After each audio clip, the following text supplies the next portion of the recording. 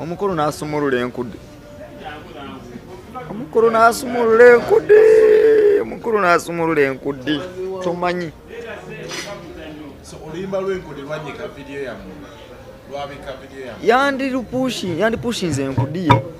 nga at least andaga nti alina okulumirirwa kwalumirirwa ku sente zinateeka mu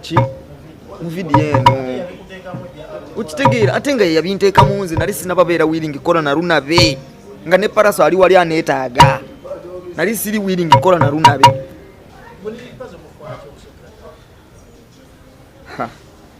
olese Lunabe bwe nakuba hiti yange yasooka gye baali bayita kacekatyo so let me tell you ko kwa bulijo nakashesho bano mwazi olavu notte kwa kuguma let me teach you nyenda kache it was a Runyankole song so bwendukola lugoinga viral era nzijukira mwanchazaako mu biseera ebyo kati lwagenda goinga viral wano mu central ngeri mu west lwe luyimbo oluliko nga tosoa kutambula ne bobana nga oli mu motoka nga tosoa tambula nga toluwulidde kati lumu omwami gwe bayita Lupe agenda nkyaza ku Star TV. Yes. Omukulu ono agenda nkyaza ku Star TV. Alinayo show y'ekiro bagiyita ekigunda kya Star TV. Kati bwankyaza mu bayimbi be yali ayise. Takyaza muyimbi omu alina engeri gy'ayita y'abayimbi babiri basatu bana. Kati olwo olunaku yali ayisenze Lili Puzzle oba ne Papa Sidi sijjukira bulungi ndowooza ne Papa Sidi n'abayimbi abalala. Kati Lunabe lwansooka okukola ki okundaba Lili Puzzle we yasookera okundaba yetandabangako ng'oluyimba lwawulira. Yes. Era Lunabe yakozesa opportunity eyo n'atanzikiriza kuvaawo awo nga tetugenze mu studio. Yes. N'obutambi gye buli Lunabe bwe yagendayo kuba ye yali omuyimbi omunene nga yalina osembayo. Neera bwe yagendayo n'ayogera bye yayogera n'abeera forced okuddamu ampita era n'enkomawo mu TV. Siwe kyali taata? Yes, n'enkomawo ku set nenga mpisa ayimba luyimba lwange. Kiraga nti yali somehow excited okola ki okunsinkana. Which was not too big to me. After sometimes omwami oyo n'akola ki olunaku lwennyini teyanzikiriza kuvaawo awo. Yanteeka mu mmotoka ye kuba nze nali zze na boda naye yanteeka mu mmotoka ye wa boda ne tumusiibula n'antwalawa mu studio wa Ronnie Dadon gy'ali mulamu akimanyi amanye yandeeta amanyi naane yasasula sente za studio.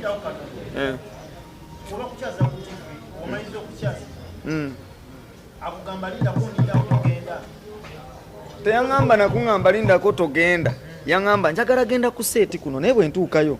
njagala nziremu nkuyite. Kati ate nga upcoming eyakayingirawo gwe kyoba olaba nga kyamaanyi nnyo okitegeera. So ye ensonga lwaki saavaawo so kyesaamanya nti si yali tageti ye yali nti agenda okuva ku seeti nga tuvaako ffenna onfuna bulungi. Era olwavaako ku seeti tugenda ofuluma wabweru tulina Lupa atuwerekeddeko nga n'omukulu aŋŋamba naye twandigenze mu studio ewaani nti ewa Ronnie Dadon muwulira bulijjo nange neegomba okukolako naye naze nowa boda nenkola ki nemusiibula neninyirawo ka boda swi neninyirawo emmotoka ya Lunabe mpaka ewaani ewa Ronnie Dadon. Tutuuka ewa Ronnie, of course nze ndi creative musically. Ronnie kasita yasuna bwati ku piano nenteekawo oluyimba immediately. Twagenda otuuka ewa Ronnie nga buli ali awo amanyi. Jjukira ekiseera ekyo nze nalina tune eyogera. Yes. Nagenda otuukawo nga buli omu amanyi, twasangawo ne Kesam ku mapeesa nga naye amanyi nnyo. Era oluyimba olwo bw'oluwuliza obulungi lulimu logo z'abaproducer babiri. Mulimu Kesam ne Ronnie Dadon. So ne banyaniriza Lunabe nga balaga ndeese tukoleyo kitegeera ate nga nabo bali excited okundaba nga bandyagadde okukola nange ne bagiteekayo ne tukola ki ne tutandika ne tukola olimba ne ate nga wandeese bwe mbanga nze nandibadde nsasula audio nze nandibadde namuyise okitegeera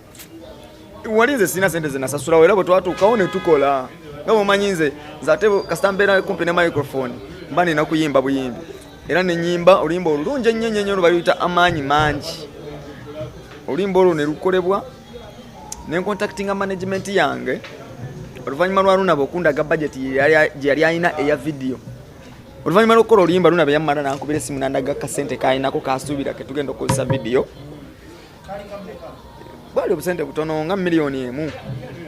kati nga nze ndaba sente ezo tezigenda kukola kye nali nsuubira jjukira ebiseera ebyo nga nze ndiidinga Western Region ng'era ndi omu ku abo bashata ba Western Region kati nga sirina kukola kintu kinzizawa mabega nga nina teekayo oluyimba lumalayo okitegeera nenkubira management yange Raccoon Company eyo Canada nabako obusente bwe yaweereza bwe sagenda kugamba namba yaabo ne tutopinga bwe tumala okutopinga ne tukola video twagikolera na mu bbanga si ku ttaka yes twagikolera na mu bbanga era nze Lunabe mubuulira amazima eyo video alabika gye yasooka okukola ennungi ate era gyagenda osembako kukola ennungi sikolimye mazima gatera okusoundinga ng'ebintu ebirala ebyenjawulo naye gasigala mazima ebbanga lyamalawo nze ne wenagendera okujja wabanga yali tanagikola sisuubira nti kati watandikidde okuyimba bino byayimbye olwaleero wagendera ogikola oba ontegeera okitegeera ayinza ogikola ndaba nenkuli tanagikola video ayinza obutagikola tomanya kubanga naye akimanyi bw'aba agenda teekayo video erina kubanga esinga eri gye yasemba oteekayo okitegeera kati kwegenda okebere ku YouTube ye olabe video esembayo ennungi video erabikanga video z'abayimbi infact abatali bayimbi ba Uganda namukolera video yali temugwanira ndowooza naye kyamwewunyisa nnyo video twagikolera wano mu Kampala ku kisaawe ky'ennyonyi ekimu tewali bya 50-50 Lunabe sente ze yali alinawo ze twakozesa okulya lunch ze twakozesa okulya lanchi ate nga naddala kati fe abalina ebyokunywa betukozesa ebirala nga sente ezo tezitumala so bafixi ni badancers director ne badriver bebakozesa sente Lunabe ze yali alesenga contribution ku video okulya andi kugambya akakadde kamu ke yali aleeseewo ng'omuntu okitegeera naye bwe wetegereza mu video mwalimu embuzi namba gye twasala mwalimu ennyonyi nalimu yapo ebintu ebyo byonna bwe wetegereza tayaze twali twambadde ogenda olaba sente nga nyingi nnyo ne director bamuyita Keron Kefix sandyagadde mukudaalira nti nze kyenabadde mbagamba era bulijjo kyenjogera amazima gasigala mazima oli bw'ayogera amazima enkya taba na kutya mu kye yayogedde jjo naye bw'oyogera obulimba olwaleero enkya omuntu asobola okubuuza ekibuuzo nga tojjukira kye wayogedde ddi ejjo kati kyekirungi ekiri mu mazima kyovola nze njogera nnyo amazima gokka kuba nkimanyi enkya kyogenda okumbuuza kasita kibanga kyewambuuziza leero the same answer is the same thing that I will tell you okitegeera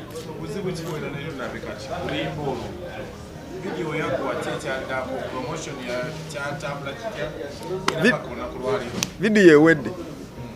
tugiwanise waliwo ebyatuukawo management netuyombamu ne management yange nze kennyini nenyombamu ne management yange video netukwatamu ogiteekayo katono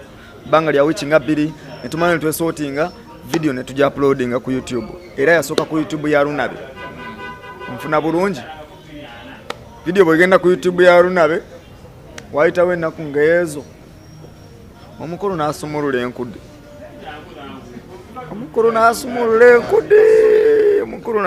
enkudi tomanyi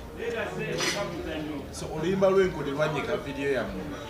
lwabika video yammwe yandipushinze enkudi ye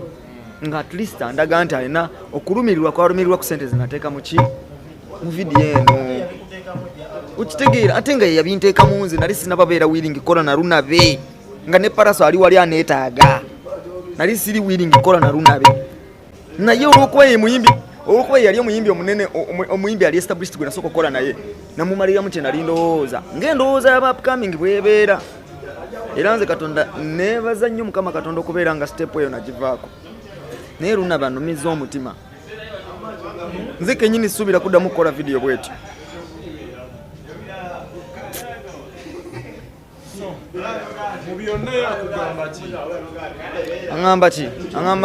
Angamba ngenda dupushinga nakati ava kunkubira nze nomanyi ndi free person nsobola okubeera nga nakunyigira naye nga nkulaba bulabi nga bw'oseka nange nsinika nga bw'onyiiga nange nyiiga ne nkulaga nti tuli ku page y'emu naye nga siri musanyufu ne Lunabe nera ava kunkubira ngambe press conference yo oba yancha oba yawa mbera ngende ku press conference ngani kudiruki ani agendayo kudiruki yandibadde muntu yandibadde simanyi bulungi Luganda nendoza muntegeera yandibadde muntu wa mazima yandibadde muntu mwesimbu yandibadde muntu wa ddala waffe tuli ba ghetto youth mwana ebintu ebisinga byonna bituyiseemu tubiyiseemu ebirumya ebisanyusa ebisesa n'ebinyiiza naye tosobola kukola munno kintu bwe kityo nze omulundi gwange gwasooka okulinnya mu nnyonyi nali nkola vidiyo eyo okitegeera mwana kati goroza nali nsuubira kimu ekyo ekiseera nali nsuubira world hit okitegeera ate bwe terwamunyumira lwaki yasasula sente za studio ya audio nga terwamunyumira kubanga yasasula luwedde lwaki yazisasula asasula ku diiru ki nga terumunyumidde yenze nali mpandisayo oluyimba olutanyuma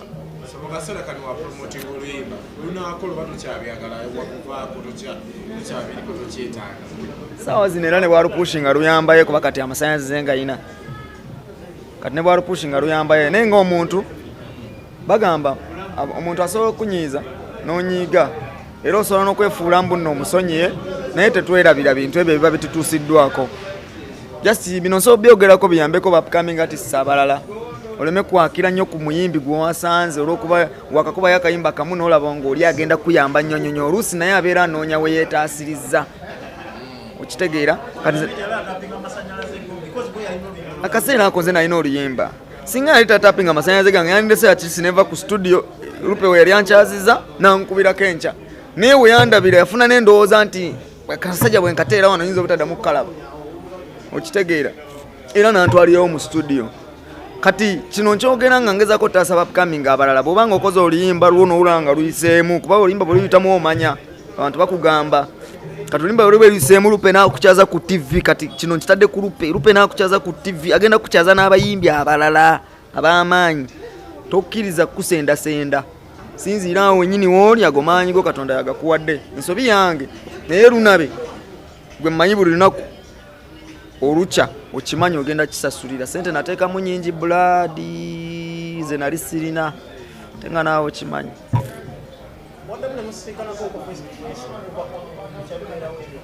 tetuddangamu kwesinkana lwakuba yendowooza agira nooza na feelinga giri tenankubirako wankubira sibana bingi byakwogera naye era mubuuza gy'oli nangamba oli atya munyabuzaale muli bulungi eyo mwanange nkwagala nnyo ngamba lunabe lwaki tobeera namagezi walaayi mu mutima gwange nga bwente bwempulira ngamba oti anti onjagala ng'okimanyi olina olimba lwange ku YouTube yo terunatuuka yadde mu 4K 3K views n'oluteekako audio y'enkudi n'odda mu mawulire n'ogenda ng'oyogera enkudi buli wamu enkudi nga talina na vidiyo nga tulina oluyimba olulungi oluyina vidiyo etukula erimu millions and millions of money ate nga naawe okimanyi wali toziyina wali omuwuliddeko ng'alwogerako wadde okimanyi nti nayimba naye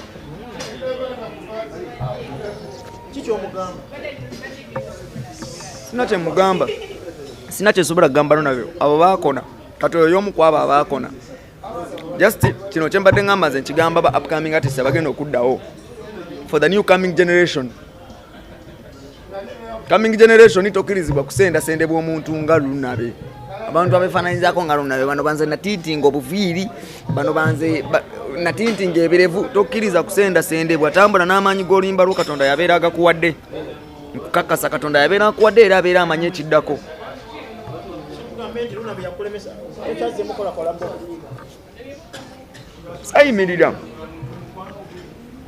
sayimirira tubadde nga tetupondooka kuva dda era olimba kasita yaluziikako enkudi immediate nenta remix ya Paraso ne King Saha eyo nayo kolabo lwakola bulungi nakoze ne kolabo ne Sylvia Wase Tiko Me nalwo luli mukutambula ate nalulabye ne ku Trace so kitegeeza lunabe talina kyeyansala ekyamanyi okujjako akasede kangaako kasigala kanuma nandikakoze oba oliawo nandibadde na branding akasente ako nandikaguzeemu emmotoka eyakabi okitegeera nye sente ezigula emmotoka namba nenziteeka mu vidiyo emu ni mwana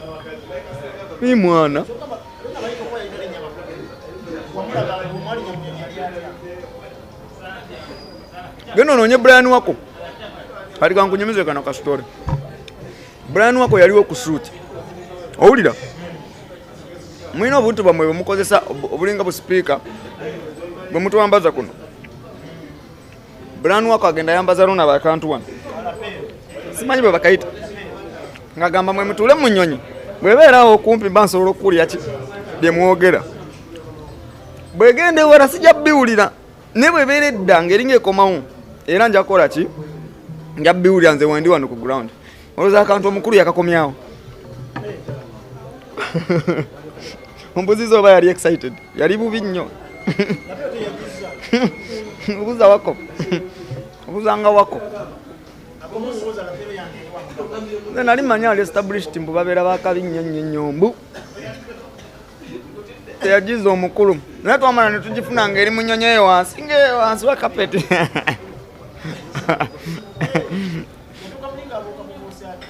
mukulu byonna byonna bye yakola mu nnyonyi rapero teyaliimu mu bwongo bwe ogabe bagiyita rapero mu bwongo bwe teyaliimu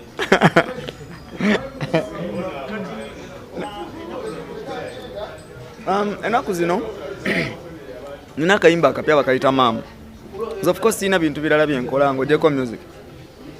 abadde ndo akateekayo oluyimba lwa tulumbe nenteekayo video ya maamu oluyimba lulungi lwa Lunyankole manyi okuyimba ennimi endala but strictly n'ekigendero lwaki njagala nnyo okuyimba Olunyankole endizaara mabeere gonti abakyala baleeberera mukazi kankunda egyo emyezi 9 nkuli omunda nimpara ninnyitsya nindya ninzaana butakalire nimbanza nalya butakanywire nimbanza nanywa butakabyamire nimbanza mbyame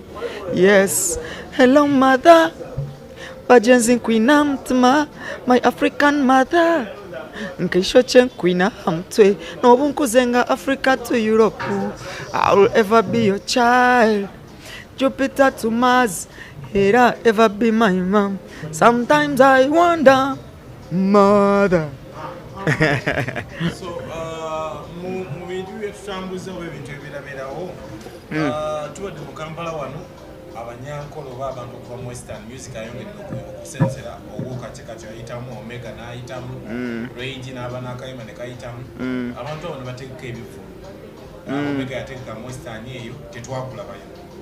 Rage n'ategeka wano okuyimba tetukulabyewo ng'owagira ddi Banyankole banno akaseera ako nange nali ntegese ekkazo nali mu Kazo district ne artworks gye ziri akaseera ako kennyini kwolwo olunaku sijjukira nanaku z'omwezi naye kyenzijjukira nange nakiraba bulabi ng'abantu abalala bwe bakiraba naye ffenna tetwalina solution Omega yali tasobola kuvuga kuva yadde okuva Ishaka okugenda Kazo anyimbireko kyali tekisoboka nga nange bwe nali sisobola nange era kennyini nali sisobola kuva gye nali okujja e Kampala ng'era Omega yali tasobola kujja Kampala noono kennyini yali tasobola kuva wano Kampala kugenda oba abeeko gwayambako eri naye ate gyali mirimu yes ye yalinawo concert nga organized concert ye naye ffe twali booked otegeera kye ngamba yes we were booked tetwalinayo nti twaorganizinze concerts on the same date no twali booked ate nga batuwa sente zaffe ate nga ye teyatuwa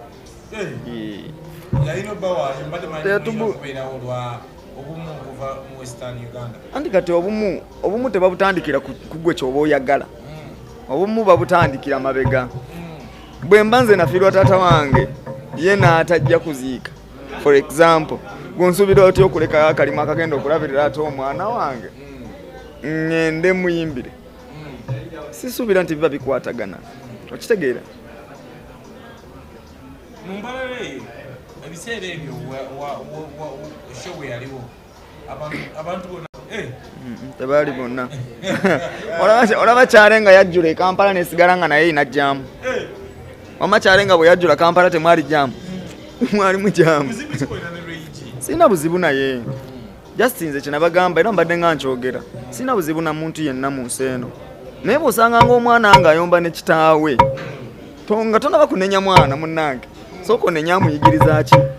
empisa kano kabagezi ate sikannyonnyola keeko abantu bagamba embalala eyo bwasinga effujjo mu Western Uganda bitali effujjo baani abagamba abaana be abayimbi n'abantu sinabakolako bukozi fujjo kyovola abaliyita fujjo banjagalamu effujjo baagala kati nkole ku fujjo sinalikola abayimbi bagamba abayimbi okuva mu Western Uganda eyo tebakkirizibwa kusiba mbiiri Emu kubikuchaya kusiba mbiri lwaki osiba mbiri? Sha. Atonkubyeyo. Gwe obadde okimanyi kituufu omusajja oli yasibako enviiri ne bazimugisaayo.